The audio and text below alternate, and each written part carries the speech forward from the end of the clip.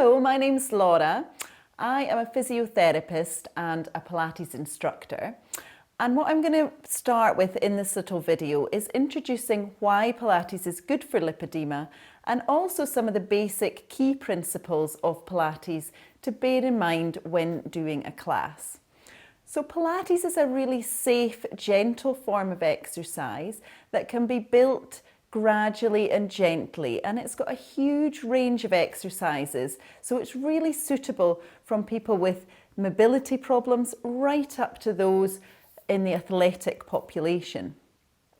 Pilates focuses on strength, core strength, posture and gentle flexibility, and the key when thinking about Pilates with lipedema is that it's low impact. So the importance there is that it's safe for your joints and it's not going to load up your joints and cause increased joint pain.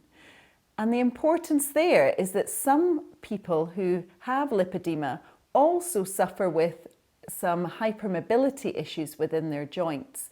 And hypermobility is when the joints move more than the regular joint, and it's often caused by laxity around the ligaments which control the joint movement. So if we do lots and lots of very rigorous stretching or high impact exercise, then that can potentially cause pain within those joints. So Pilates is a really suitable form of exercise for those with lipedema and also those with hypermobility. What I'm going to do now is I'm going to take you through the key principles of Pilates so that you can think about those while we go through some of the exercise videos. So, starting from the top of your head, we always talk about the crown of the head in Pilates, and we want to think about length through the crown of the head. So wherever you are just now, just think about drawing up through the crown of the head. Also thinking about neck position, we want to make sure that we have a slight chin tuck and we're not, if we are on the mat, squeezing the head down towards the chest, but keeping a gap between the chin and the chest. Sometimes when we start something new, we want to use all of our muscles, but we want to really make sure that we're keeping the shoulders drawn away from the ears and keeping that gap between the shoulders and the ears. And thinking about the rib cage, we want to make sure that the rib cage is always stacked above the pelvis and making sure that it's in a neutral position. Now, when we think about Pilates and yoga, we know there's an element of breathing involved with those types of exercises and activities. So we're going to practice some breathing now. In Pilates, we really focus on the lateral breath. So if you take your hands onto your rib cage and take a breath in through your nose and out through your mouth.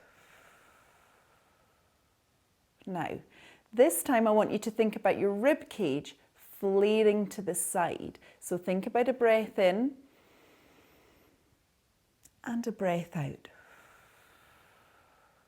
So that's your lateral breath. We want to avoid a big belly breath and instead using that lateral breath. Now with the breathing in Pilates, we tend to breathe in with the exertion and out to return. But I'll cue the breathing whenever we're going through the class. And what I always say to people who are starting this for the first time, just don't hold your breath. Don't get bogged down with the breathing initially, as long as you're not holding your breath. Now the last point I want to make is just around the muscles that you want to think about when we're working on our tummy muscles. So if you feel for these two hip bones at the front and come in about 2 centimetres and down about 2 centimetres, you'll be deep down within your pelvis. And what I want you to think about is gently drawing those muscles in towards your spine. And you can do that in sitting or lying, and it's not a big contraction, it's just 30% of your maximal contraction. But we just draw that in, feeling that activity underneath the fingers. Then just relax.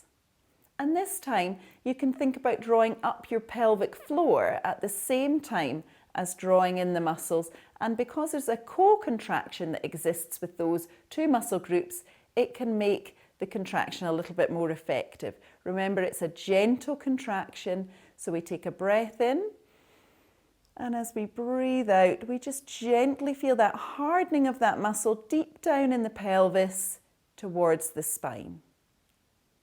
And then relax there. Okay, so when we're thinking about our exercises, always having that engagement of that drawing in of the center really helps develop those postural muscles, which in turn supports the back really nicely. So they're the key principles of Pilates. Next, we can try our warm-up video.